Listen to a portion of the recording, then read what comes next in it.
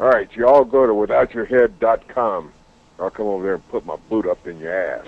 So, here we are, about to interview the wonderful, the fabulous, the lovely, the very stylish Patricia Quinn. I love her outfit. She's really rocking it. Yeah, it's very cool. So, it's really I like wild that she has a little kind of the black kind of skirt in between because it kind of cuts off the design. So, like, there's a nice separation. Yep. I like that. Because you're a man of style, like so you know. Exactly. Which I do feel weird not. I do feel weird not having the vest and the hat, but I know. But it's all right. It's weird for me to feel like dressier than you. Usually you're like, pow. I mean, not that I'm pow, but yeah, I was trying to dress well, you down. got this. I know. Well, we were, Yeah. As I mentioned to you, you do look very well with the cap look. All right. So. Yeah. So, I'm Annabelle Lecter. This is nasty. Who are you? Annabelle Lecter. I thought you said Hannibal. Close, Annabelle. Yeah. Oh, darling. Ooh. So, but this is Patricia Quinn. Is that what you do?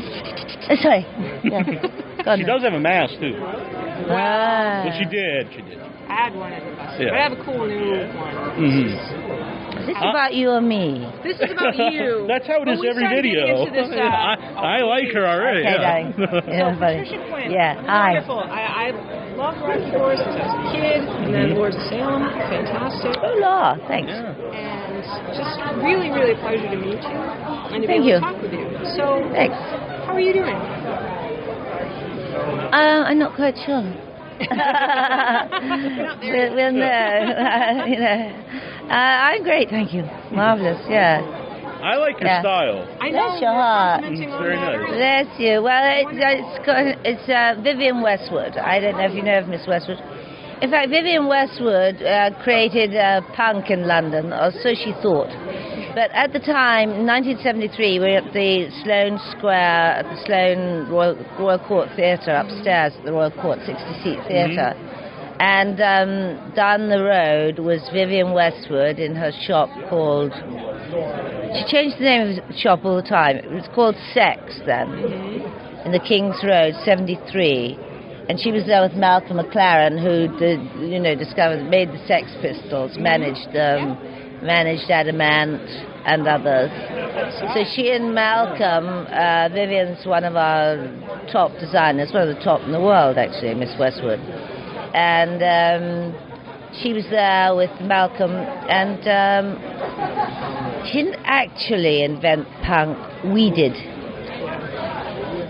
Sue Blaine, who did the costumes for Rocky Horror, if you look at Frank's outfits and his badges and the ripped fishnets and things, punk was starting in our little theatre. I believe it. I know. Amazing. The look, obviously. It was extraordinary. The look of what's going on in that film. It's amazing. Inspired people for quite a long time. Yeah, I know, but that is Sue Blaine, the costume designer, and we were an amazing melting pot of, dare one say, sort of geniuses. Because Brian Thompson, who did the set of Rocky Horror, another astonishing, brilliant, clever designer. Absolutely fantastic. And they've both gone on. Sue now does operas all over the world. And Brian Thompson likes My Fair Lady in New York, My Fair Lady in London, and da-da-da-da-da-da. Brilliant. So do these people carry from And in fact, stage? I'm just looking at a photo of Little Nell over there, and her character's Columbia. She's wearing a necklace. What is that? A little choker.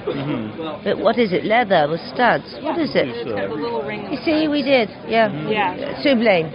So that was very ahead of its Yes, time. quite. So did they carry from stage into the film? Yeah. We weren't going to do it without them. They were it. Yeah, it does seem that there was a lot of loyalty in the casting and such, because it could have been. I know that Janet and Brad were cast differently than they had been originally, I believe. Yeah, that's right. But our original Janet was Julie Covington, who was extraordinary and still is, singer. And Julie Covington did the first Evita for Tim Rice, because Tim Rice and Lloyd Webber recorded Evita before it went on stage. So they made a recording of it with Julie Covington singing it. And I was sitting in Greece by the seaside having dinner in a cafe, and there's Julie Covington singing, "Don't cry for me, Argentina." I thought, oh my God, she's amazing. She's a wonderful voice. So she was our original Janet. So I'm not quite sure, but I think it was 20th century and whatever. I don't mean to be rude, but we had to have like token Americans.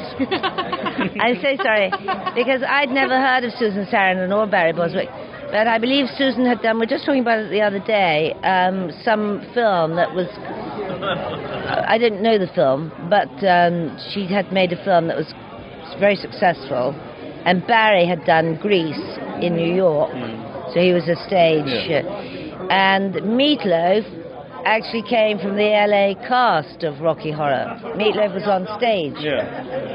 So, and I assume he was doing the same role.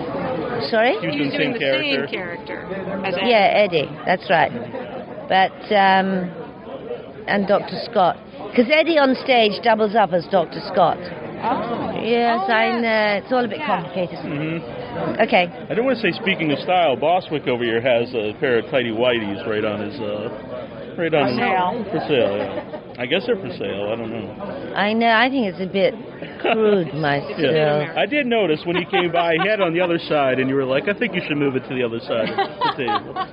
Thank you, darling. That's so sweet of you. I don't know, I mean, they do, people do buy those framed, what are they called? Jockey shorts? Yeah. Tighty whities. Yes, yes. I've got a pair right at home over my, no, I don't. Ooh. What does it say on it? Damn it, Janet, what? I love you. Very bossy.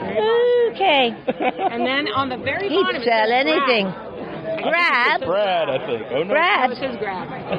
I'm not discussing it. Right. I've had it with him. I find it very romantic. How crude. Okay. Location seats. What? Are you going to switch seats next time? Put Nell in the middle? I see. No, she and I fight. We saw your panel in Charlotte, and it was a lot of fun. And I heard last night, they were saying that you guys think it might have been the funnest panel yet. Really? That's what Barry said. Maybe you have a different opinion. Yeah. Last night was wild. Mm-hmm. We're getting better at it. Well, the last one was fantastic. Was it? It was great. Yeah. We actually have something on YouTube. Yeah, we have it. It's wonderful. It's doing very well. Good Lord. Yes. I haven't seen that. Okay. The last night was wild, but we're becoming like... I said, Nell and I, we did a TV interview the other day, and she asked me, how was it? Because I saw it. I said, well, it's just Laurel and Hardy, darling. Well, just, you know. The chemistry is incredible.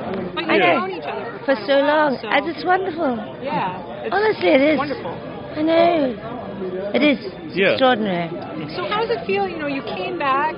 Really, we love Lord of Salem. Yeah, we did a review of it, and we love Lord of Salem. How was that experience getting into that? How did he, I'm assuming Rob Zombie found you, because he's also really... Yeah, he's really notorious for, he always likes to have people in his movies from other films that, he is a fan. Oh, come on, he's a total fan of mine. Anyway, I've heard interviewing people. No. I've heard from other interviews he actually would ask people to autograph stuff when he had him on the set, so I don't know. Maybe that's how he says people. No. The thing is that it's quite a story, but I got a straight offer from LA, from casting, saying Rob Zombie would like, to play Megan in The Lords of Salem. And I was at home, and a friend of mine, a goth friend of mine, I said, Rob Zombie. I said, who's he? You heard and he said, yeah, they were. And so every goth and everyone in their 30s and under all knew who he was. Mm-hmm. So in came A House of 1,000 Corpses. I watched a bit of that. And then in came White Zombie, and I'm saying, you turn that off. And they said, it's Rob Zombie. I said, keep him on, he's wonderful. And then it turned out, so I arrived on the set, and then it was rumored all on the internet that I'd had met Rob Zombie before, not in a previous life, but like 10 years, 15 years ago, and had dinner with him at the Groucho Club in London. And I thought, maybe.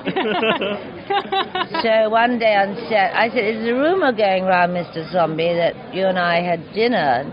He said, well, we did, Pat. I said, oh. I said, could you give me a clue? And he said, well, we were at, and then I spoke with you, I wanted, and blah, blah, blah, blah. I said, are you the Crow Man? And he said, yes. I said, what happened to you? Because these two guys, Americans, are going to make a remake of The Crow. And they come into London, and my friend, casting director, Jeremy Zinneman.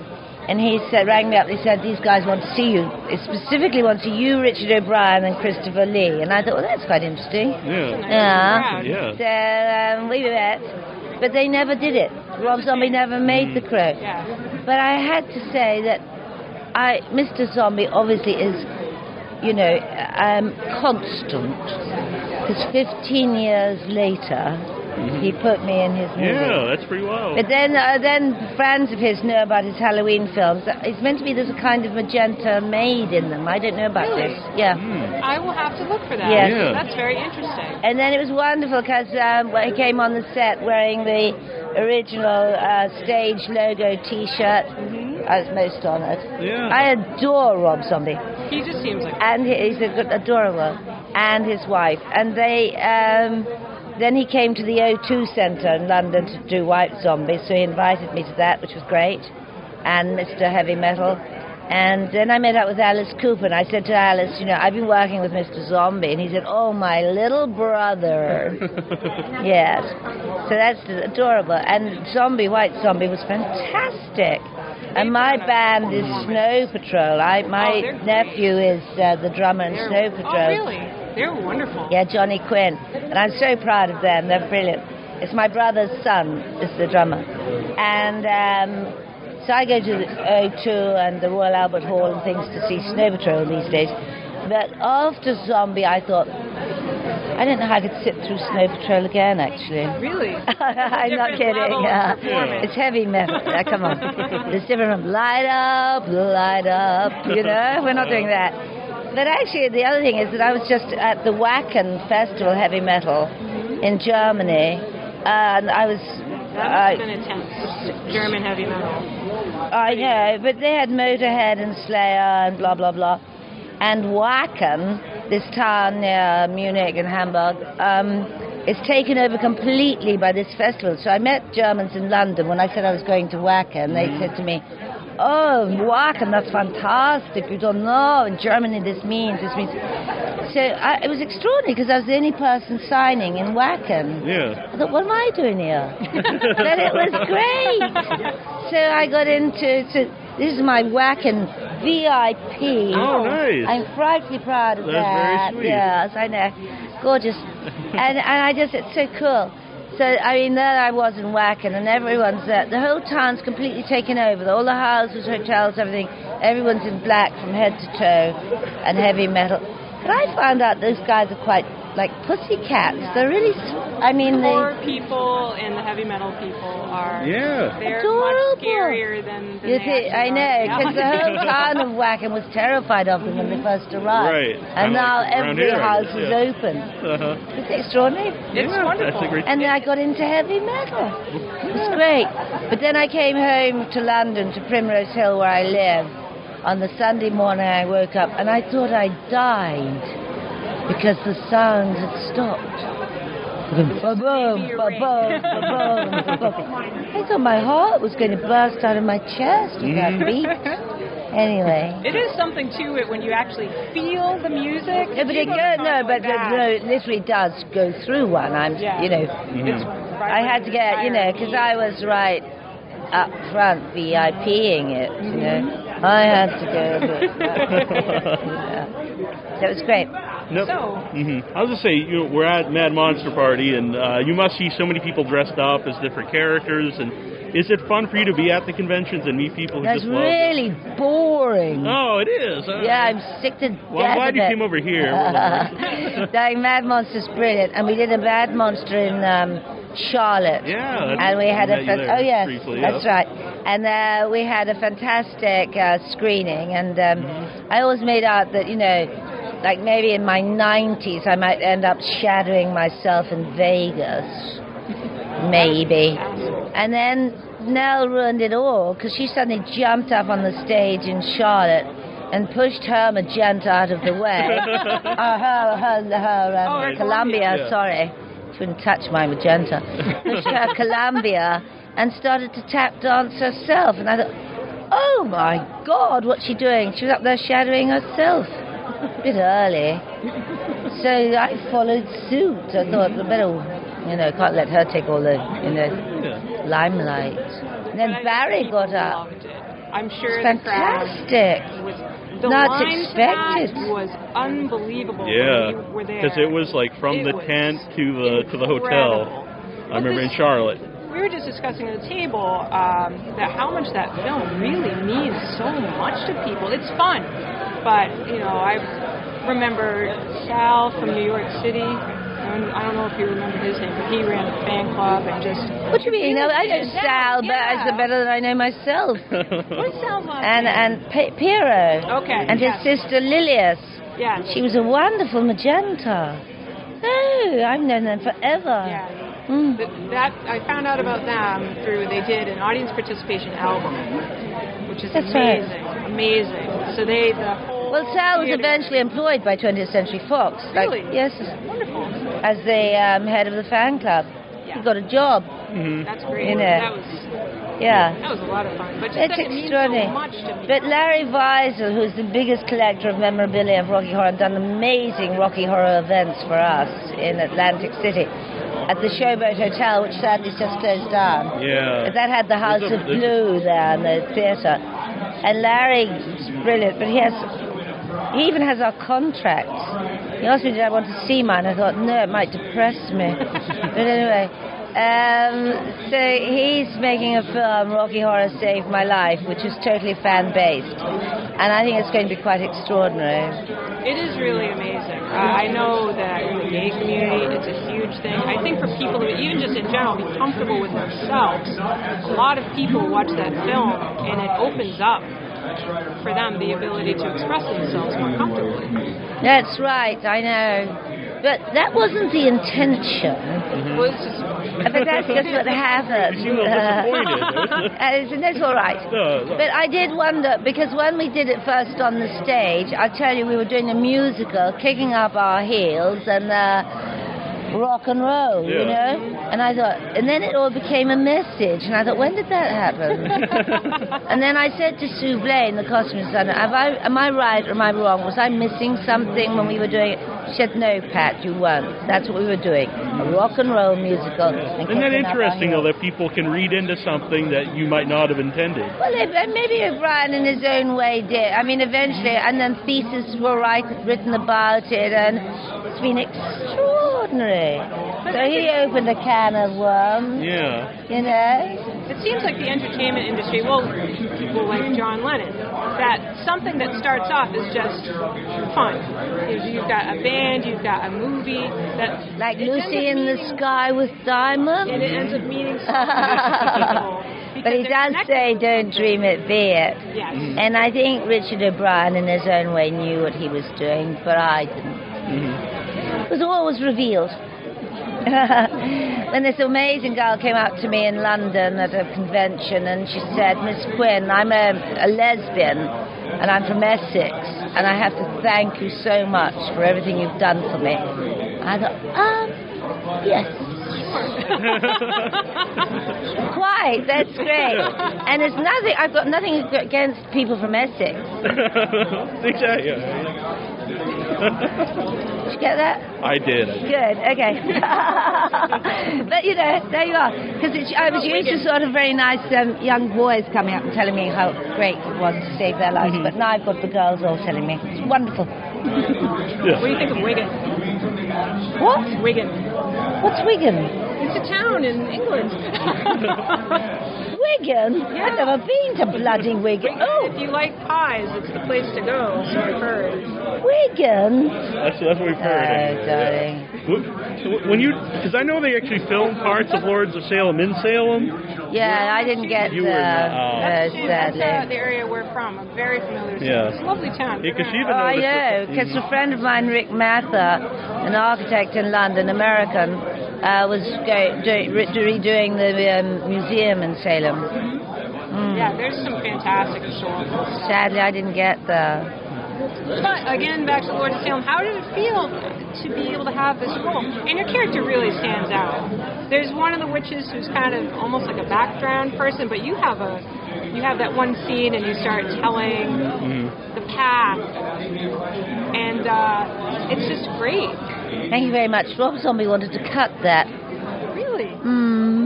Wow. Well, thank God he didn't, because it's I just took him by the scruff of the neck and pushed him into my dressing room. Listen up, Crow Boy. Listen, Crow Boy.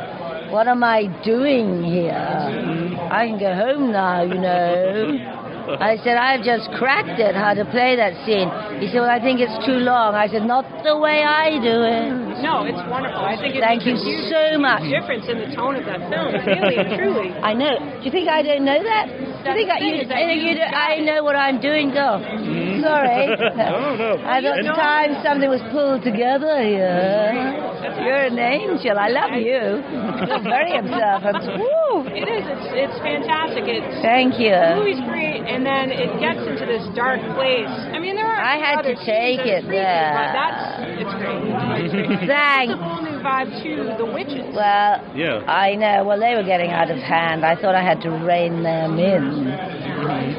Anyway, yes, there was a lot of stuff going on about that. But the next morning, that's when Zombie arrived in the T-shirt, the Rocky Horror T-shirt, because he'd, and he said, I've got to thank you so much for... I thought... I know you joke kind of watching his other movies when turn them off and stuff, but Lords of Salem is totally different from any of his other films. So I believe, because lots of people, they either like it or they don't. But I was in Knoxville, Tennessee, and these guys came up to my table and they said, Miss Quinn, we saw you Lords of Salem. I said, oh, and I said, oh. I said, oh, I'm in the Bible Belt. And they said, Miss Quinn, we're the buckle of the belt. I said, I better get out of town. They didn't chase you out of town with like... that you undo. Well, I didn't know whether to tighten it up or undo. I took it your way, but... I mean undo to unzip the pants. I didn't know what you mean. No, I wasn't thinking of anything. I was thinking about, did that mean they were very... like the center of the belt. Yeah, like they're more than anywhere. Yeah, it's like the connection. The connection, that's the point. Well, I thought I'd better get out of town. Yeah. Because you're also get chased with like pitchforks. I was a bit worried about, Well, Rocky Horror is... Well, they didn't mind about that. But it's a very they like that. sex film. Yeah, but I think it's the content of the witches and the religious aspect. Fair enough. Very true. Sweet transvestite, fine. Witch is bad. Yes. Yeah. Anyway. Yeah. Well, I want to thank you for talking to us. Thank you so much. Wonderful. We could do a whole 3 days. Sure. All right. We'll be here all weekend. Whenever you want. So. We'll be at more Monster Park. You're gorgeous. Thank all right. you so much. I'm going because I'm exhausted. Bye. Well, enjoy. Thank you. That was wonderful. Yeah. So that was a great experience. Really someone I've enjoyed since I was a kid, and truly to see her in Lords of Salem was a pleasure, because you see a lot of the Rob Zombie people you see, and wow, kind of good for them. But that's amazing what the comment she had about that scene, because truly it makes a giant difference in the tone, certainly for the witches, and that sets up kind of the almost, I don't know if diabolical is quite the right word, but like that really dark, there's an issue here. These are, and also the idea of the fate. Yeah, like really comes in fate it's doomed. It's exactly. This whole, and again, there's like this strange sexual aspect where she is going to be the mother of it, right? And then there's all these other weird little sexual things. You got the priest. We got a couple of different priests, and it's kind of the in-between between the otherworldly aspects and the worldly aspects, where her character is kind of the in-between of all that. And up until that point, you know that the witches are up to something, but that really turns it. Turns it on its head, and then you kind of are going into, like you were saying, it was the transition like into the underworld of the film, so to speak. Yes. Because after that, it really is. So, fantastic. Like the gatekeepers to the. So this is our first interview. Yeah, and that was awesome. Wonderful. She's so cool. Wonderful, wonderful. Yeah. You both have very scary eyes, I've noticed. Scary eyes. It means, what does that mean? That you're intimidated? I am very intimidated. No, it's cool. I actually always take pictures of your eyes on the thing. I always think it's cool. Because the whites are really nice. She had this similar things going on. She's an intense lady. Yeah. She knows what she wants. She knows what she wants to do. All right. So that was. Thank you so much. Yeah, that was awesome. And hi there. This is Barbie Wilde, female Cenobite from Hellraiser 2 and author of The Venus Complex. You're listening to WithoutYourHead.com.